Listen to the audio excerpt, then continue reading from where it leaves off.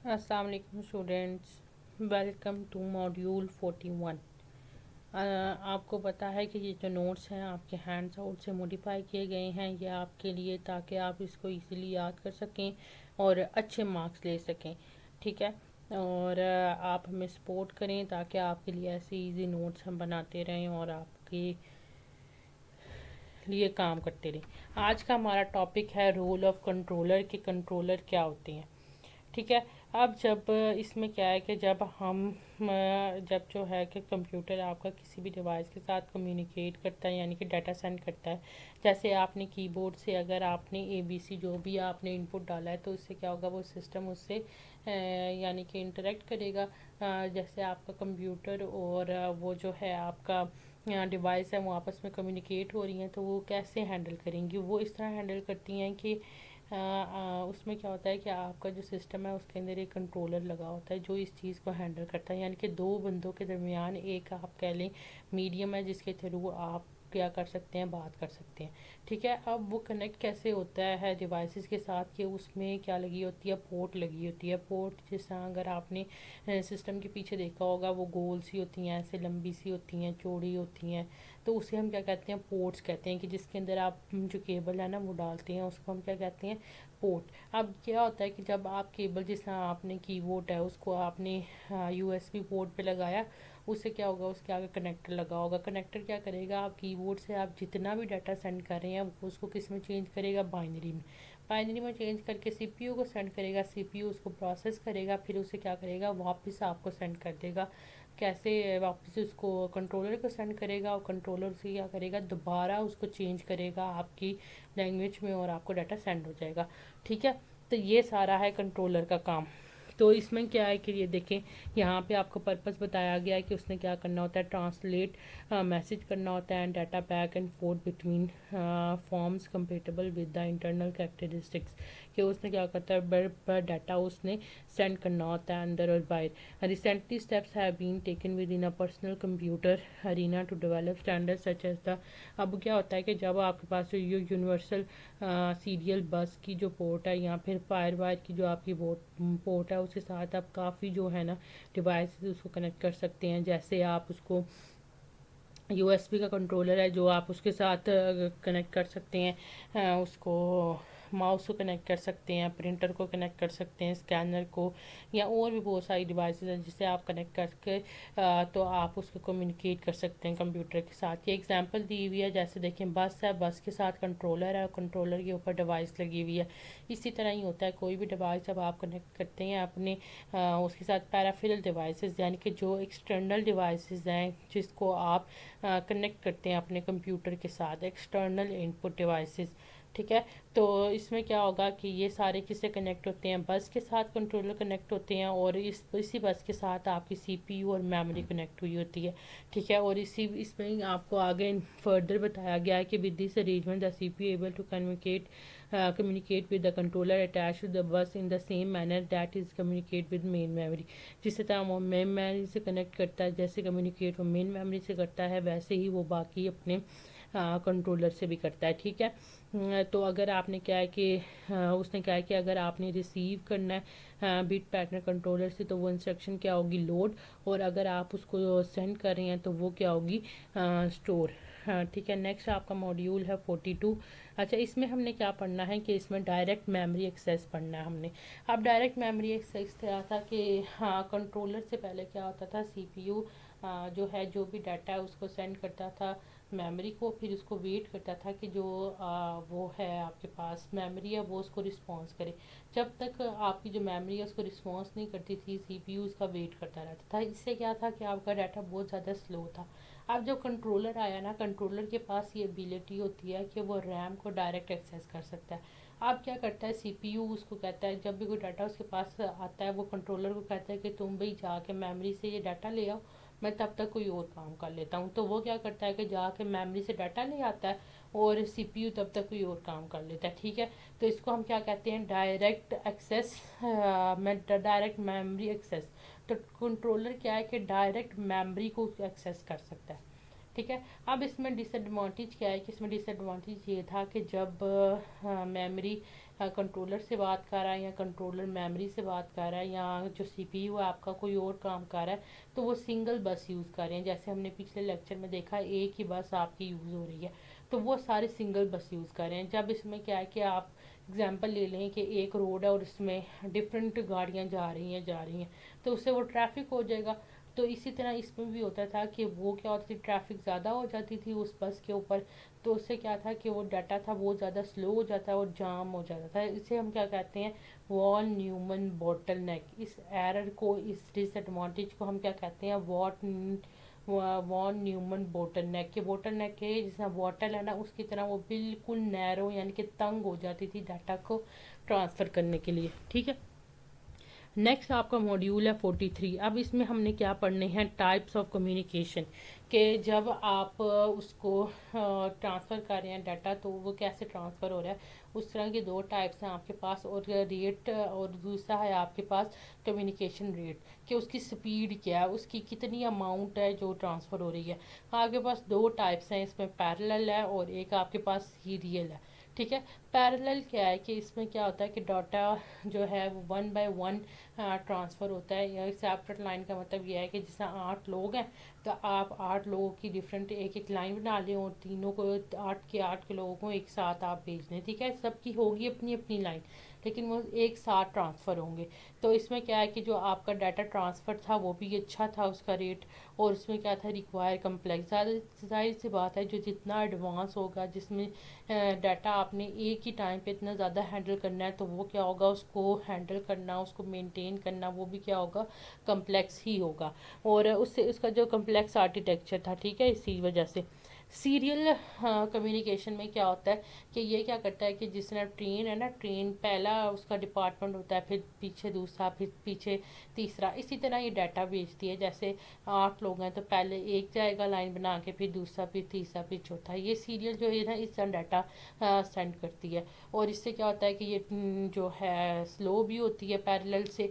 लेकिन अब क्या है कि अब इतना एडवांस आ चुका है, तो उसमें क्या है कि जो यूएसबी है, फायरवॉल है या इथरनेट है, ये सारी क्या है, ये सीरियल ही हैं। लेकिन इसमें क्या होता है कि ये फिर भी फास्ट है, क्योंकि ये अब न्यू टेक्नोलॉजी आ गई है, तो इसमें जो सीरियल है वो भी एडवांस हो गया है, क्योंकि ये सिंपल होता है, इजी होता है आर्किटेक्चर, इसलिए इसको ज़्यादा यूज़ किया जाता है। ठीक है, अब जो है उसमें हमने आगे पढ़ना है कि जो traditional voice line dominate the PC arena for many years, के जो पहली जो टेलीफोन लाइंस है वही इंटरनेट के लिए यूज़ होती थी। अब उसमें क्या होता है कि जब आप बात करते हैं, तो उसमें मॉड्यूलेटर और डी मॉड्यूलेटर लगा होता था, जो डिजिटल को एनालॉग में, एनालॉग को डिजिटल में चेंज करती थी और फिर ट्रांसफ़र होती थी। ठीक है, मॉड्यूलेटर यूज़ होता है एनालॉग को डिजिटल में करने के लिए, और डी मॉड्यूलेटर डिजिटल को एनालॉग में कन्वर्ट करने के लिए। ठीक है, हाँ, तो इसमें क्या है कि आपका जो है faster long distance communication DSL use होता था, जो है डिजिटल सब्सक्राइबर लाइन। अब केबल मोड्स में क्या है, आपके पास फाइबर ऑप्टिक्स आ गई हैं, कोशियल केबल्स आ गई हैं for high definition TV and computer network. कि इसमें क्या है कि इन केबल्स को यूज़ करते हुए जो आपका टीवी है या कंप्यूटर नेट है, इसकी जो यानी कि हाई क्वालिटी हो गई है, आपका जल्दी डाटा ट्रांसफ़र होता है। ठीक है, rate at which bit are transfer from one computer component to another measured in bit per second. कि हमें कैसे पता चलेगा, कि हम कैसे मेजर कर सकते हैं कि जी इस जो है कंप्यूटर है उसकी स्पीड कैसी है, तो हम उससे देखते हैं कि वो एक सेकंड में कितनी बिट्स को ट्रांसफ़र कर रहा है। ठीक है, एक सेकंड्स में 10 बिट ट्रांसफ़र हो रही हैं या 20 बिट ट्रांसफ़र हो रही है, यानी कि एक सेकंड में वो जितनी ज़्यादा बिट ट्रांसफ़र करेगा वो उतना ही फास्ट होगा। तो इसमें आपको डिफरेंट मेजरमेंट दी गई है। इसमें आपके पास KBPS भी है, MBS भी है और GPS है। ठीक है, KBPS क्या है कि किलो बिट्स पर सेकेंड, कि 1000 बिट्स को एक सेकंड में वो ट्रांसफ़र कर रहा है। मिलियन बिट्स में आपके पास MBPS में है कि मिलियन बिट्स को वो ट्रांसफ़र कर रहा है, और GPS क्या है कि बिलियन बिट्स आपकी एक सेकंड में ट्रांसफ़र हो रही हैं। ठीक है, इसका 8 kbps किसके इक्वल होता है, 1 KB पर सेकंड के इक्वल होता है। USB and 5 provide several 100 megabits पर सेकंड, के जो USB और 5R है वो क्या करती हैं कि आपके पास 100 Mbps के 100 मिलियन बिट्स वो एट अ टाइम ट्रांसफ़र करती हैं। नेक्स्ट आपका मॉड्यूल है 44। इसमें हमने पाइपलाइनिंग पढ़नी है कि पाइपलाइनिंग क्या होती है। अब इसमें क्या था कि जब हम सिर्फ ये काफ़ी नहीं था कि हम क्या करें कि उसकी जो रेट है उसको हम हाई कर दें तो हमारे जो कंप्यूटर है उसका ट्रांसफ़र रेट ज़्यादा हो जाएगा। हमें ज़रूरत थी कि जो उस पर काम है यानी कि एक जो उसको टाइम दे दिया गया है और उसमें वो ज़्यादा टास्क परफॉर्म करे, तब जो हमारे सिस्टम की परफॉर्मेंस है वो अच्छी हो जाती है। जैसे देखें अब जो है ना लाइट ऑफ स्पीड क्या है कि वो ज़्यादा होती है और इलेक्ट्रिकल स्पीड इतनी ज़्यादा नहीं हो सकती, वो अब लाइट्स ऑफ स्पीड का कंपैरिजन नहीं कर सकती।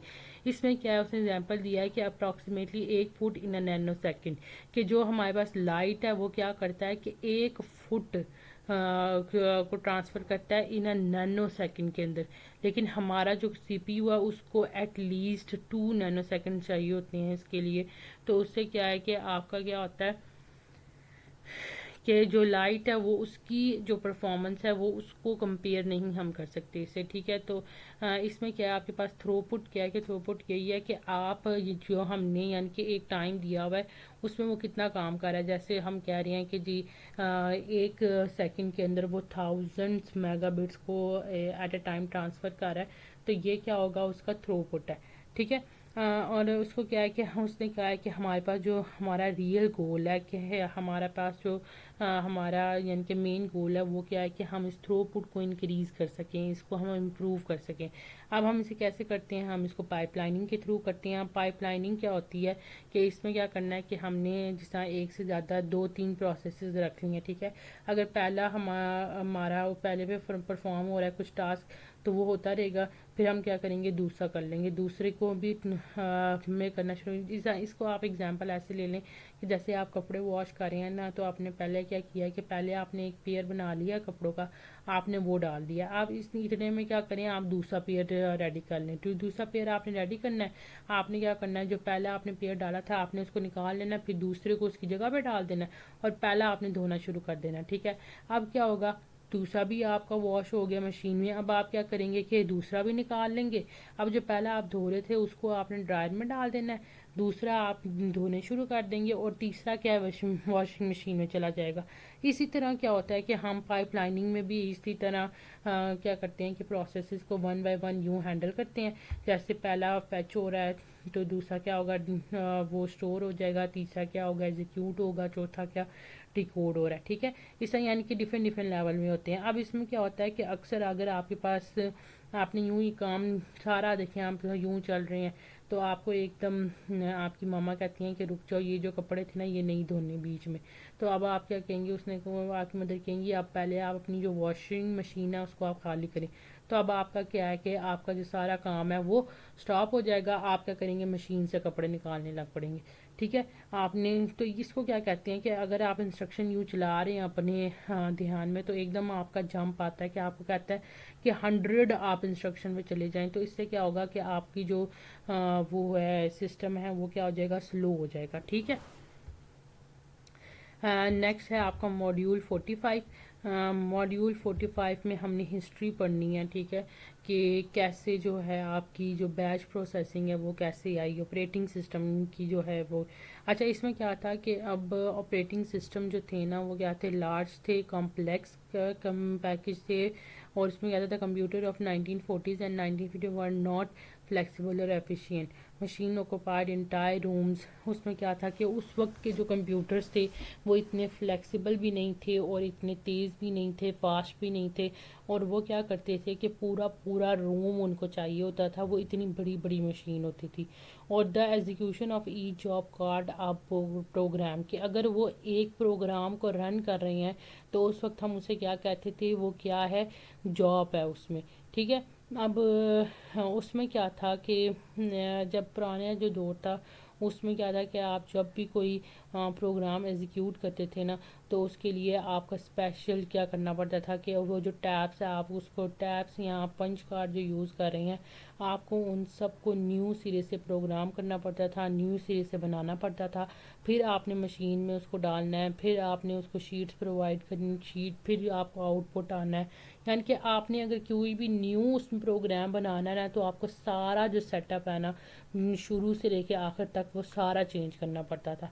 ठीक है, तो इससे क्या था कि आपका टाइम बहुत ज़्यादा कंज्यूम हो रहा था। इसके बाद आपका क्या आया कंसेप्ट, बैच प्रोसेसिंग का कंसेप्ट आया।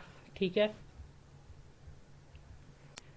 तो इस तरह पुराने वाले सिस्टम में क्या था कि उसमें ना अब अगर आपने मल्टीटास्किंग करनी है यानी कि अब आपने एक सिस्टम पे 3 से ज़्यादा काम नहीं कर सकते थे आप। अब उसके बाद क्या बैच प्रोसेसिंग आया। बैच प्रोसेसिंग में क्या था, उन्होंने एक ऑपरेटर हायर कर लिया था जो उनके लिए क्या करता था, उनके टास्क परफॉर्म करता था। यानी कि सारे जो पर्सन है वो आके उसको टास्क दे देते थे और वो क्या करता था, बैठ जाता था और सबके जो है वो डाटा डाल के तो उसका आउटपुट निकाल के उसका रिजल्ट निकाल के ना रख लेता था।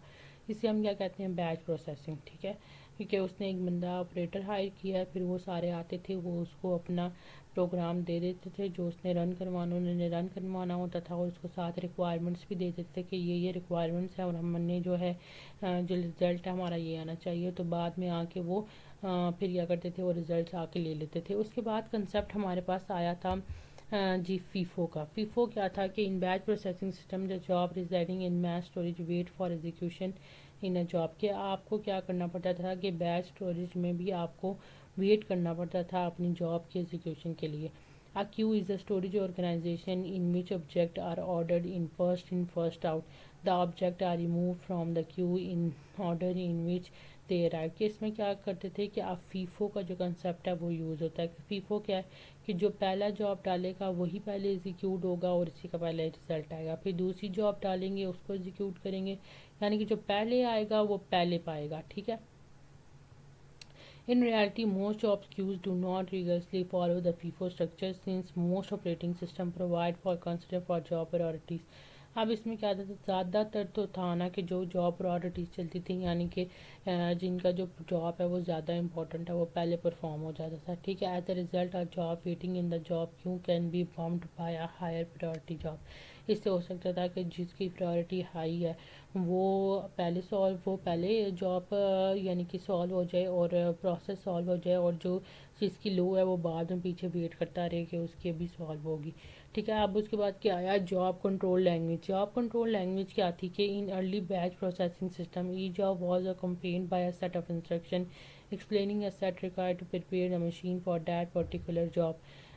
इसमें क्या है कि these instruction were coding using a system known as job control language and stored with the job in the job queue। अब इसमें क्या करता था कि कुछ जो ना इंस्ट्रक्शन उसके साथ अटैच होती थी जॉब के साथ कि उसने करना क्या है। ठीक है, कि उसका पर्पज़ क्या है यूज़ करने का, वो उसके साथ ही अटैच होते थे और उसमें डिफ़ाइन होता था कि जी ये इसने प्रोसेस करना था। अब वो जो इंस्ट्रक्शन थी, वो जो इनकोड होती थी, जिस लैंग्वेज में उसको लिखा जाता था उस लैंग्वेज को हम कहते हैं जॉब कंट्रोल लैंग्वेज। ठीक है, और वो इसके साथ ही हाँ जॉब के साथ ही स्टोर हुआ करती थी उस क्यू के अंदर। ठीक है, होप सो आपको इसकी अच्छी समझ आई होगी। आगे है आपके पास, और ये आगे भी आपके पास ड्रॉबैक भी है आपके पास। अब ड्रॉबैक क्या था इसके अंदर, क्या major drawback to using a computer operator as an immediately between a computer and its user is that the user have no interaction with their jobs once. अब इसमें क्या था कि जब वो डाटा प्रोसेस हो रहा था या जो भी था उसमें क्या था कि अब यूज़र का कोई उसके अंदर कम्युनिकेशन नहीं थी उसके साथ। तो इसमें क्या था कि कभी कभी जो कुछ चेंजिंग थी वो यूज़र को करनी पड़ती थी, वो एट अ टाइम उसी वक्त रियल टाइम पे करने के लिए थी, तो वो नहीं कर पाते थे, जिसकी वजह से क्या था, ये एक बहुत बड़ा प्रॉब्लम था कि जो रिज़ल्ट यूज़र चाहते थे उनको उनकी मर्ज़ी का नहीं मिलता था। उसके बाद आपकी आई इंटरेक्टिव प्रोसेसिंग। इंटरेक्टिव प्रोसेसिंग क्या होती है कि new operating system was developed that allow a program being carry on a dialogue with the user through remote terminal. आप फीचर यानी कि आप दूर बैठे हुए ही अपने जो जॉब्स हैं आप उसको यानी कि कर सकते थे, उसको हैंडल कर सकते हैं। अब इसको क्या, इसमें क्या था कि जो ऑपरेटर था उसको क्या किया गया था, उसको यानी कि चेंज कर दिया गया था इलेक्ट्रॉनिक टाइपराइटर पे। कि आप इलेक्ट्रॉनिक टाइपराइटर पे अपनी मर्ज़ी का जो था हाँ वो लिख देते थे और वो आप इनपुट टाइप करते थे उसमें, और आपको जो आउटपुट है वो किस में आता था, आपको प्रिंट होके आता था पेपर के ऊपर। ठीक है। और इसमें क्या था, टू डी टर्मिनल्स जो आजकल के टर्मिनल्स हैं वो कैसे हैं कि वो किस डिवाइसेस पे कनेक्ट हो गए हैं, जिसे हम वर्क स्टेशंस भी कहते हैं। ठीक है। Even and even into complete PCs that can be function as standalone computer man desire. और उसके बाद क्या हम पीसीज भी यूज़ करते हैं कि जिसके अंदर आप खुद अपनी मर्ज़ी का डाटा डालते हैं और आपको आउटपुट मिल जाता है। ठीक है। तो इसमें हमने इन चीज़ों को ही डिस्कस किया। होप सो आपको अच्छी समझ आएगी होगी। इंशाल्लाह हम मिलते हैं नेक्स्ट लेक्चर में।